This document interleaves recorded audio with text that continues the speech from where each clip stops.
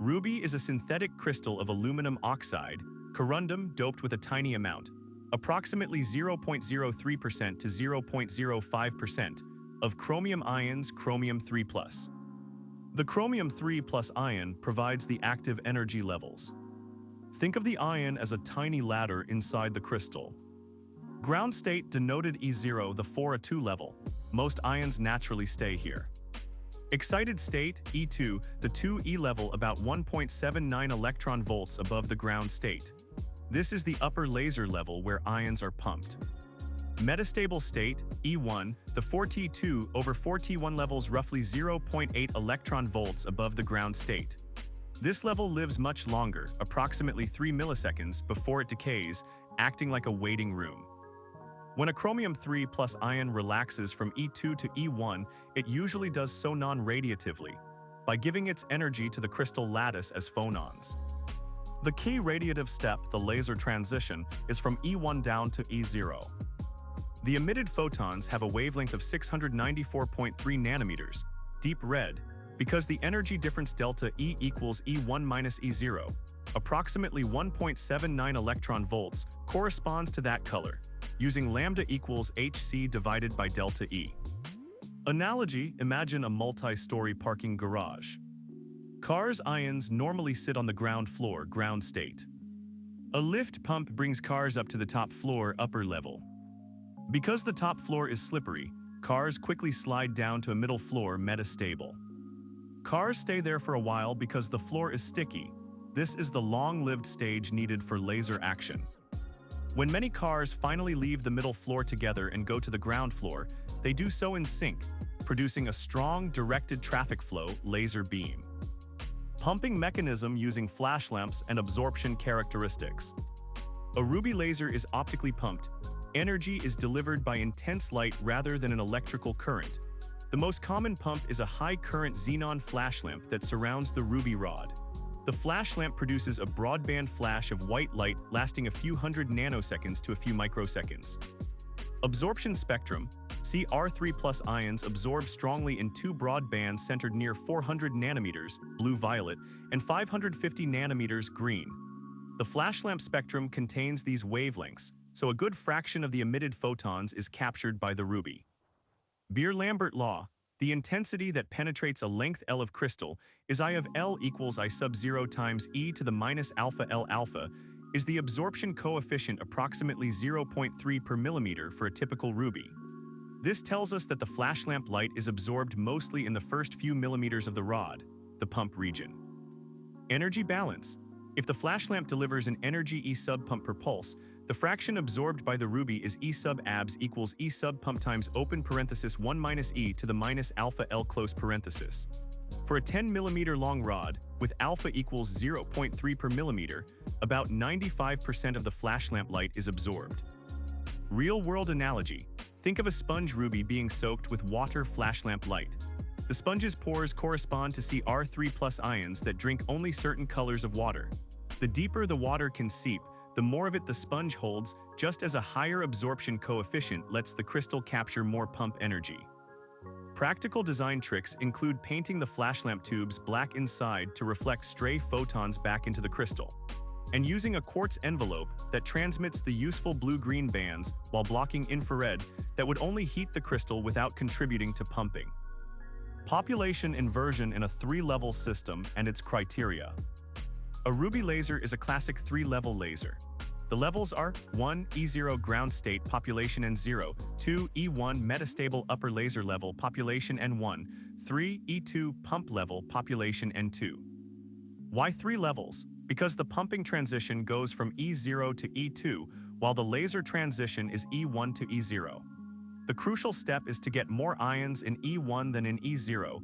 This is the population inversion condition. N1 greater than N0. In a 3-level scheme, the ground state is initially heavily populated. Almost all ions are there. To achieve inversion, we must pump more than half of the ions out of the ground state into the metastable level. Mathematically, after rapid non-radiative decay E2 to E1, the number of ions in the metastable level is approximately the number that were pumped. N1 approximately equals N pump equals A to N total. where eta is the fraction of ions that absorb a pump photon. The inversion condition therefore requires eta greater than 0.5s. In practice, because not every absorbed photon creates a useful excitation, some energy is lost to heat. The required pump fluence is even larger, typically a few joules per square centimeter. Analogy: imagine a theater with 100 seats ions. All seats are initially empty ground state. A flash of light is like a crowd of people entering. To have more people sitting on the balcony metastable level than on the floor ground, you need more than 50 people to go upstairs. Since the stairs are narrow, non-radiative decay, you must push a lot of people up at once, otherwise the floor stays more crowded. Key criteria for a Ruby 3-level laser. Strong, fast non-radiative decay from E2 to E1, so that E2 never builds up and wastes energy. Long lifetime of E1, approximately 3 milliseconds, so that ions can accumulate. Pump wavelength must match strong absorption bands. Pump pulse must be short enough that the stored energy is not lost to spontaneous decay before stimulated emission begins. When these conditions are met, the crystal stores energy in the metastable level and releases it as a short, intense laser pulse. Optical resonator design, mirror configuration, cavity length, and mode selection. The resonator or cavity is the track that forces photons to bounce back and forth, building up amplification. A simple Ruby laser uses two mirrors mounted on the ends of the Ruby rod. High reflectivity, HR mirror, greater than 99.9% reflectivity, placed directly on one end of the crystal, often coated on the crystal face itself. It is usually not transmissive. Output coupler, OC, partially reflecting, typically 5 to 10% transmission at 694 nanometers, placed on the opposite end. This is the mirror through which the laser beam exits. Cavity length L, the distance between the two mirror surfaces. For a rod of length 10 millimeters and a small air gap of a few millimeters, the effective cavity length might be 12 to 15 millimeters. The round-trip optical path is 2L. Q lambda over 2 equals L, which implies lambda sub Q equals 2L over Q. Delta nu equals C over 2L. For L equals 12 millimeters, delta nu approximately 12.5 gigahertz. Transverse modes. The Ruby rod acts as a gain medium with a finite aperture. The most common description uses Hermite-Gaussian, HG, or Lager-Gaussian, LG modes. The fundamental transverse mode, TEM00, has a Gaussian intensity profile and the lowest diffraction loss, so cavity designs aim to favor it. Mode selecting tricks. Use a concave output coupler, radius of curvature R approximately 30 millimeters, so that the beam waist sits inside the Ruby rod, reducing diffraction losses. Insert a spatial filter, for example, a small aperture to suppress higher-order modes. Keep the cavity short. A short cavity increases the free spectral range, making it easier for only one longitudinal mode to satisfy the gain bandwidth. Ruby gain bandwidth approximately 0.5 nanometers, about 200 gigahertz. Since the free spectral range is 12 GHz, several longitudinal modes can laze, but the short pulse nature of Q switching typically forces a single burst that contains many longitudinal modes, giving a broader spectral line. Real-world analogy. Think of a playground swing photon attached to two walls mirrors. The distance between the walls determines how many full swings fit in the space longitudinal modes. Adding a curved wall concave mirror focuses the swing's path, making the motion smoother, favoring the TEM00 mode. The laser starts to emit when the round-trip gain equals the round-trip loss.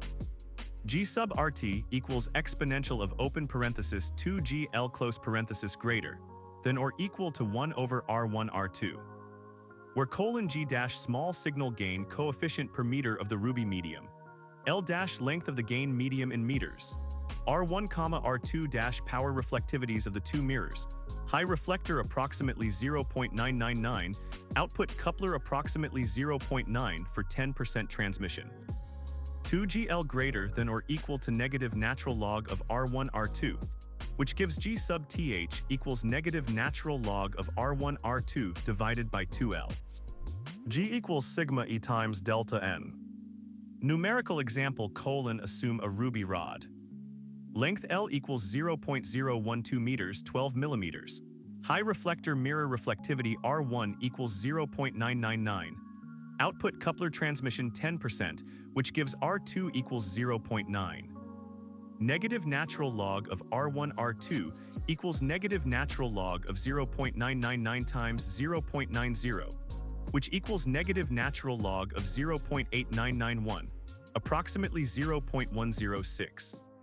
So the threshold gain is G sub th equals 0.106 divided by open parenthesis 2 times 0.012 close parenthesis, approximately 4.4 per meter. Convert to per centimeter, G sub th approximately 0.44 per centimeter. To achieve this gain, the required inversion is delta n sub th equals G sub th divided by sigma e equals 0.44 per centimeter divided by 3 times 10 to the minus 19 centimeter squared, approximately 1.5 times 10 to the 18th per cubic centimeter. The total chromium-3 plus ion density in ruby is about 1 times 10 to the 20th per cubic centimeter. Therefore, the inversion fraction needed is roughly 1.5%, a realistic number for a flash-pumped ruby. Energy needed: if each pump photon approximately 400 nanometers creates one excited ion.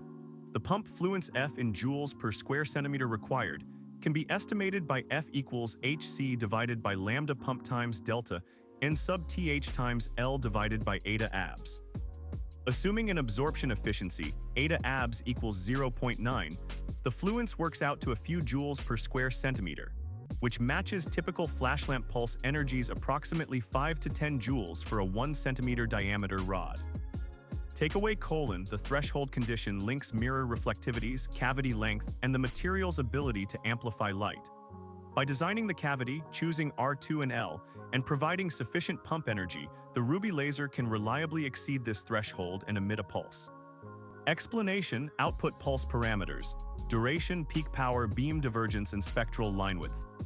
A ruby laser is usually operated in a Q-switched mode, meaning the cavity quality Q is held low during pumping and then switched high to release the stored energy in a short burst. Pulse duration tau, 10 to 30 nanoseconds, full width at half maximum, determined by the rise time of the Q switch, often an acousto-optic or electro-optic modulator, and the lifetime of the metastable level about 3 milliseconds. The pulse ends when the inversion is depleted. Pulse energy E sub p, 0.5 to 1 joule per pulse, depends on pump energy, energy stored in the metastable level. E stored equals H nu delta ENV. Peak power P peak. P peak equals EP divided by tau, approximately 20 to 100 megawatts. High peak power enables applications like range finding and laser-induced breakdown spectroscopy. Beam divergence theta, 2 to 3 milliradians, full angle for TEM0. Approx theta equals lambda divided by pi W0, where W0 is the beam waste inside the cavity, approximately 0.5 millimeters. Spectral line width delta lambda, 0.5 to 0.8 nanometers, about 200 to 300 gigahertz, determined by the homogeneous broadening of the chromium-3+ transition and the short pulse duration Fourier limit. Why these numbers make sense? Pulse duration. The gain medium can only supply energy while the inversion exists.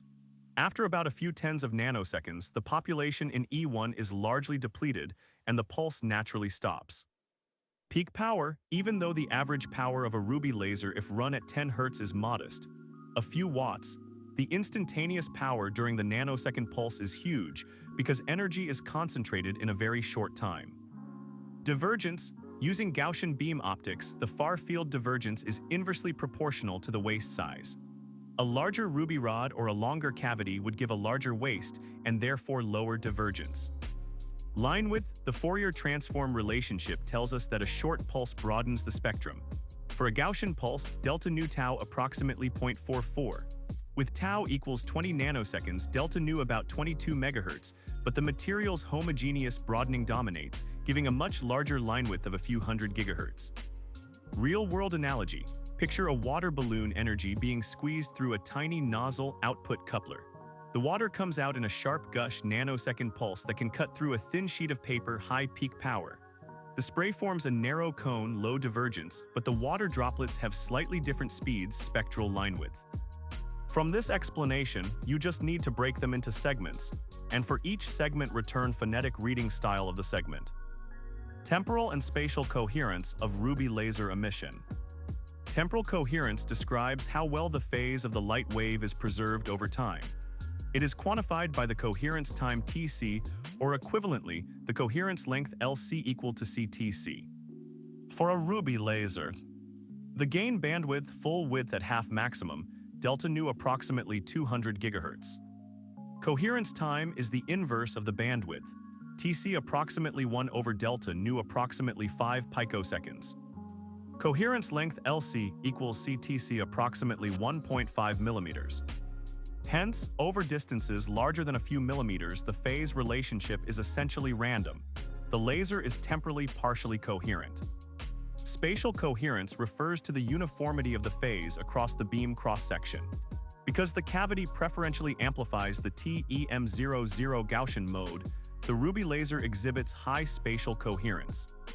The beam can produce clear, high-contrast interference fringes in a double-slit experiment with slit separations up to several millimeters. The M2 factor beam quality parameter for a well-aligned ruby laser is typically 1.2 to 1.5, close to the ideal value of 1, indicating near diffraction limited performance. Why the difference? Temporal coherence is limited by the intrinsic line width of the transition and the short pulse duration. Spatial coherence is controlled by the resonator geometry. The mirrors force the field to adopt a single transverse mode, which has a uniform phase front. Analogy: imagine a marching band crossing a field. Spatial coherence is like all the musicians walking in step side by side, same phase across the width. Temporal coherence is like how long they can keep the same tempo before one drummer speeds up. The longer the tune, the more likely the tempo drifts. In a ruby laser, the band stays perfectly aligned across its width, high spatial coherence, but only keeps a steady beat for a very short time, low temporal coherence. G sub th equals negative natural log of R1 times R2 divided by 2L R1, and R2 are mirror reflectivities, and L is the crystal length. G equals sigma E times open parenthesis and 1 minus N0 close parenthesis. Sigma E is the emission cross-section, approximately 3 times 10 to the minus 19 centimeters squared. Delta N sub th equals G sub th divided by sigma E. E store equals H nu laser times delta N times VV equals A times L, which is the crystal volume, where A is the cross-sectional area.